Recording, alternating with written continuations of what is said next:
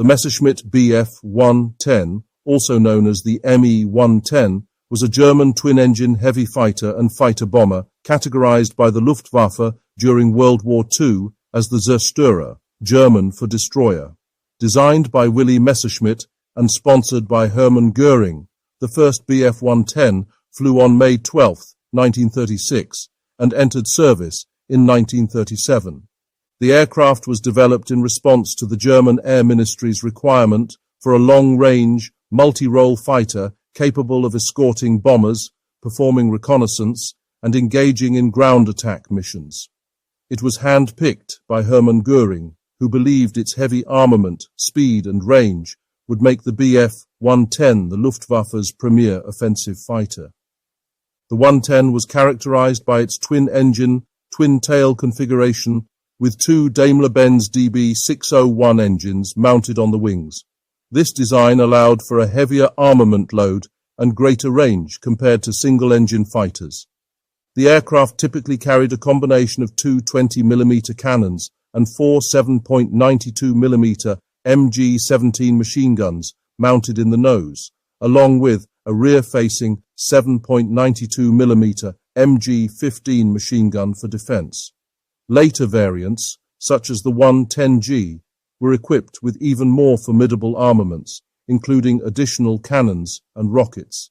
The initial 110C fighter bomber could carry either two 250, two 500, or two 1,000-kilogram bombs on two racks under the fuselage, and starting with the 110E, could be supplemented by four additional 50-kilogram bombs.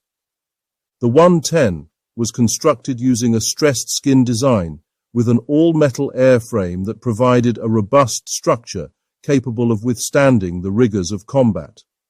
The aircraft featured a narrow, streamlined fuselage and a distinctive twin-tail design, which improved stability and control. The cockpit was positioned forward, giving the pilot and rear gunner a good field of view. With its wing area of 413 square feet and two Daimler-Benz 512 inverted liquid-cooled 780 kilowatt engines, the 110 had a maximum speed of 475 kilometers per hour at sea level, a rate of climb of 11 meters per second to a service ceiling of 10,000 meters and a range of about 774 kilometers. Initially, the Bf 110 was successful in its intended roles, particularly during the early stages of World War II.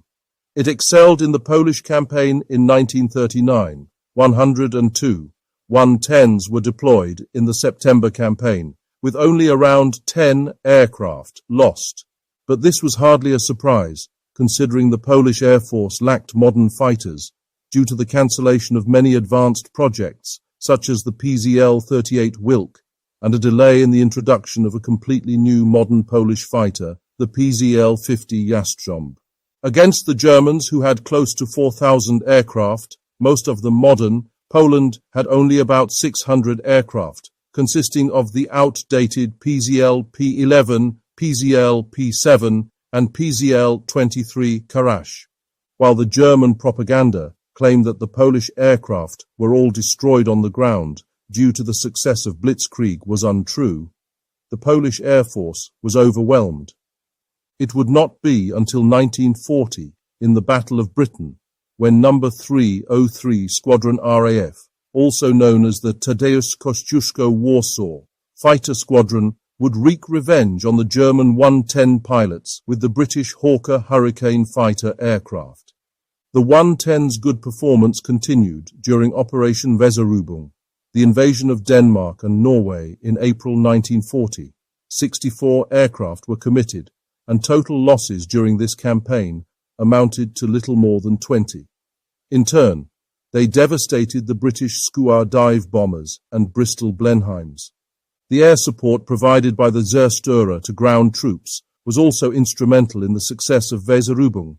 Indeed, two squadrons of German Messerschmitt Bf 110s attacked Verløse airfield on Zealand and neutralized the Danish Army Air Service by strafing. With experience fighting in Norway, efforts were made to extend the combat range of the 110.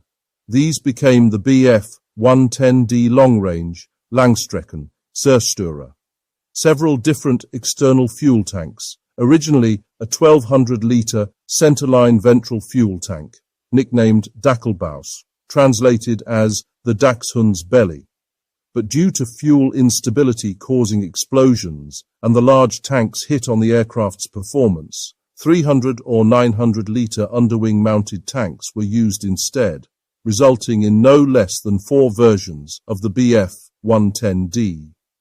The campaign in the West in 1940 revealed significant vulnerabilities in the Bf-110 when faced with modern single-engine fighters. Initially, it achieved satisfactory results against the Belgian, Dutch, and French air forces, incurring relatively minor losses. However, the increasing presence of Hurricanes and Spitfires soon outmatched it, particularly when the 110 was relegated to a tactical role for which it was not designed, namely close-range bomber escort. In this capacity, the aircraft could not capitalize on its superior altitude performance and speed and was compelled to remain in a defensive position, awaiting enemy attacks rather than proactively engaging and eliminating enemy aircraft, as per the original Zerstörer concept. During the Western Campaign, 60 Bf-110s were lost, amounting to 32% of the Zerstörerwaffe's initial strength. These losses continued as the Germans pressed forward into the Battle of Britain, the Zerstörer, providing close escort for the Luftwaffe bomber fleet, saw it easy prey for the RAF. The single rearward-firing MG-15 provided little protection against attacks from astern and German units known as Staffels, comprising 12 aircraft, often formed large defensive circles, so that each 110 guarded the tail of the aircraft ahead of it. But it was to no avail. On 15 August 1940, nearly 30 Bf-110s were shot down, the equivalent of an entire grouper. Between the 16th and 17th of August, 23 more were lost. Replacements could not keep pace with losses, and the number of Zerstörer operations was substantially reduced. Its relatively low maneuverability compared to single-engine fighters like the Supermarine Spitfire and Hawker Hurricane made it vulnerable in dogfights. This led to significant losses, and the Bf-110's role as a long-range escort fighter was reconsidered. Luckily for the Allies, its successor, the Me-210, which entered service in mid-1941, was plagued with problems and withdrawn for further development. In the wake of the failure of the Me-210, the Bf-110G was designed. The G had DB605B engines that increased power to 1,085 kilowatts and improved tail rudders, but this failed to improve its fortunes and performance against the Allies. On the 22nd of June 1941, just 51 airworthy Bf-110s took part in the initial rounds of Operation Barbarossa, here in the role of ground support and flown by seasoned pilots. The 110, particularly the F-4 version, was lethal, but as the Soviets started equipping better aircraft like the Soviet P-40 Tomahawks and Lag-3s, the advantage soon dissipated.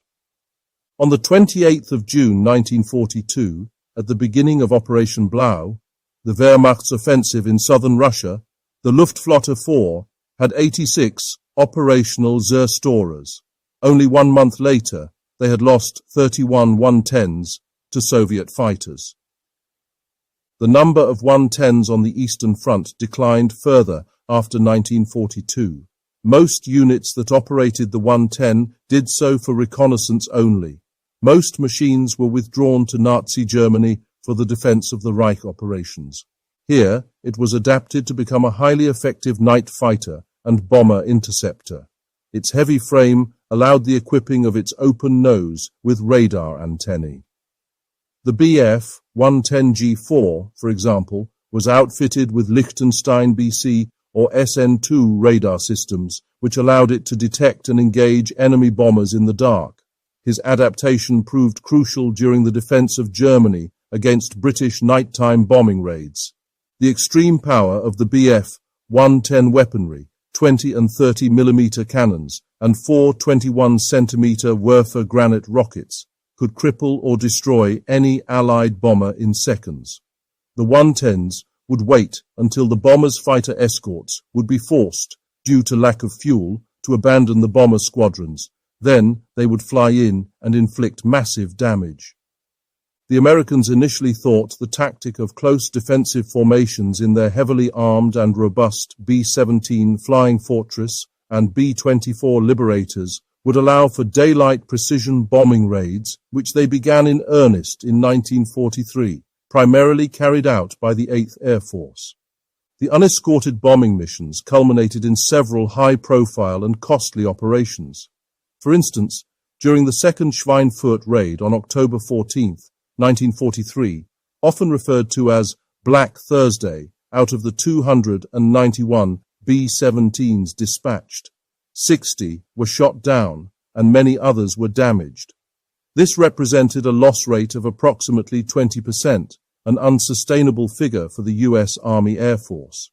Not until the end of 1943, when long-range capable fighter escorts like the P-47 Thunderbolt and P-51 Mustang were the bomber-destroyers countered. Indeed, by late 1943 and early 1944, Bf-110 formations were frequently devastated by the roving Allied fighters. Its brief reignition as an warbird to be reckoned with was at an end. With 6,170 units built, the Bf-110 served with distinction long after its age should allow. Thank you for watching. If you enjoyed this presentation, please like the video and leave a comment. If you would like to see more like this, please subscribe and click the notification bell.